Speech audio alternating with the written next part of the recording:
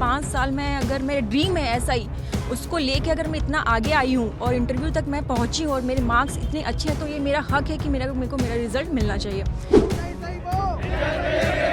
हमने 1378 लोगों ने सभी मतलब चरणों को पास करते हुए आज 3 महीने से अपने रिजल्ट के लिए बैठे। कि हमने भी मेहनत की है, आपने भी मेहनत की है, हम आपके मेहनत को नहीं नकार रहे, लेकिन अगर हम अपनी मेहनत से यहाँ पे आए हैं तो ये हमारा हक है कि हमको हमारा रिजल्ट चाहिए। उनके द्वारा इतनी भ्रामक न्यूज़ फैलाई गई है, इतना भ्रम फैलाया गया सरकार के समक्ष कि इस भर्ती का रिजल्ट को रोक दिए हैं। छत्तीसगढ़ में सब इंस्पेक्टर भर्ती का विवाद थमने का नाम नहीं ले रहा है। 2021 में निकले 975 पदों पर अब तक भर्तियां नहीं हुई है और इसको लेकर तमाम जो अभ्यर्थी हैं वो यहाँ पर लामबंद हैं, क्योंकि अभी तक उस परीक्षा परिणाम का रिजल्ट जारी नहीं हुआ है और फाइनल रिजल्ट को लेकर ये लगातार आंदोलन कर रहे हैं।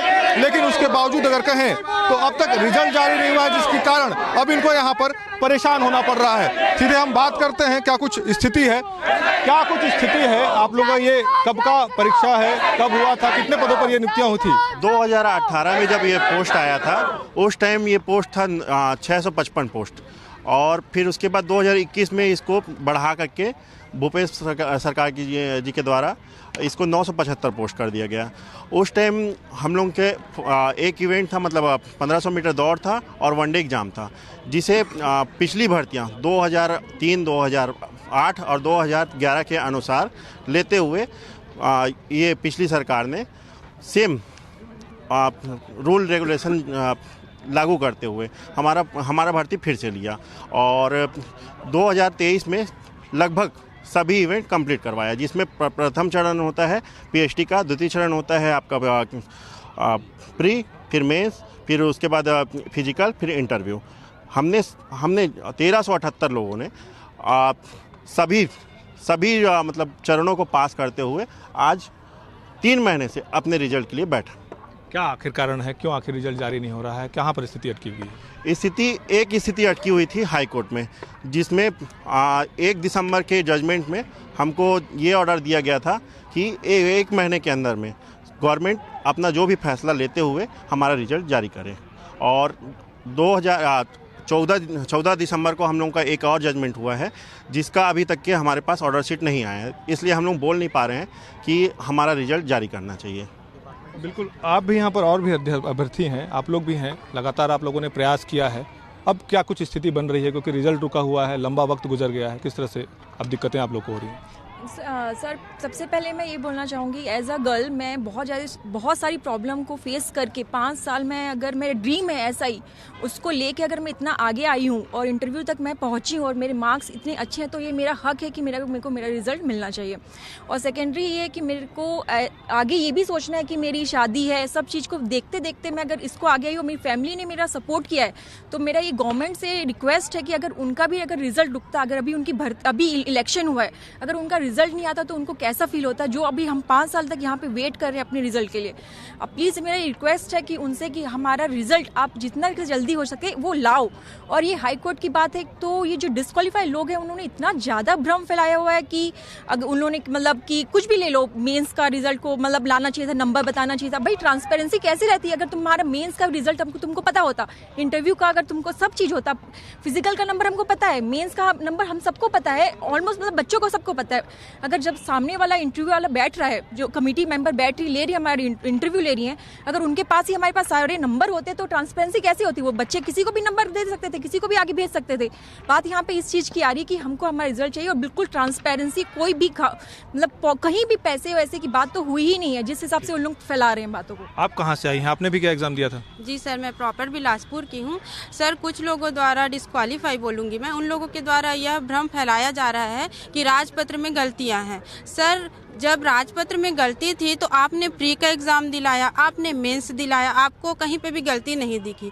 जब आप फिजिकल में डिस्क्वालीफाई हुए तब आपको राजपत्र की गलती दिख रही है। तो मैं उन लोगों से यही बोलूँगी कि हमने भी मेहनत की है, आपने भी मेहनत की है, हम आपके मेहनत को नहीं नकार रहे, लेकिन अगर हम अपनी मेहनत से यहाँ पे आए हैं तो ये हमारा हक है कि हमको हमारा रिजल्ट चाहिए। आप कहाँ से हैं और 2018 से आप लोग प्रयास कर रहे हैं, क्या कुछ स्थिति देखते हैं? मैं बिलासपुर से ही हूँ, मेरा नाम भास्कर पांडे है। किस तरह से परेशानी जो है आप लोग को अब हो रही है और क्या चाहते हैं आखिर आप लोग? हमको सामाजिक, आर्थिक, मनोविज्ञान हर तरीके से प्रॉब्लम, पीड़ा सहन करना पड़ रहा है, अभी झेल रहे हैं और पता नहीं कब इससे उभरेंगे। इसी से उम्मीद है कि हम कोशिश कर रहे हैं छोटे छोटे प्रयास कि डिपार्टमेंट और शासन तक हमारी ये जो पीड़ा है पहुँचे आपके माध्यम से और कुछ एक्शन हो और हमारा रिजल्ट हमें मिले। आप भी कहाँ से हैं आप? सर मैं मुंगेली जिला से हूँ सर। आपने भी क्या एग्ज़ाम दिया था इसको लेकर? सर मैं 2018 के जो फॉर्म डाला था सर वहाँ से डाली हूँ और अभी तक 5 साल पूरा इंतजार करते हुए आई हूँ सर। सर मेरी स्थिति यहाँ पर इतनी दयनीय हो गई कि मेरा SSC के थ्रू सर मेरा ITBP में भी सिलेक्शन हो चुका है।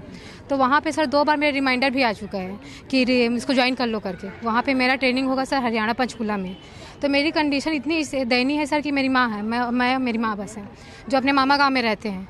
तो मेरे सर के ऊपर ये जिम्मेदारी सर मेरी माँ को भी देखना है, जिसके कारण मैं वहाँ नहीं जाना चाहती। इसलिए मैं ऐसा है कि इंतजार करूँ सर रिजल्ट जल्दी से जारी हो जाए करके और मैं अपनी माँ की सेवा कर सकूँ सर, उसकी सहारा बन सकूँ। क्या कहना चाहेंगे आप, बताइए। सर अपना सरकार से आग्रह है कि रिजल्ट जल्दी से जल्दी जारी करें और हमारे साथ न्याय करें सर। विरोधी जो पक्ष है सर, जो डिस्क्वालीफाई बंदे हैं, फेलियर जो हैं, अपने ही बीच के लोग थे, कहीं ना कहीं कोई कमी रही होगी जिसके कारण वो बाहर हुए हैं। उनके द्वारा इतनी भ्रामक न्यूज़ फैलाई गई है, इतना भ्रम फैलाया गया है सरकार के समक्ष कि इस भर्ती का रिजल्ट को रोक दिए हैं। और कोर्ट के द्वारा 2 बार आदेश हो चुका है सर रिजल्ट निकालने के रिगार्डिंग।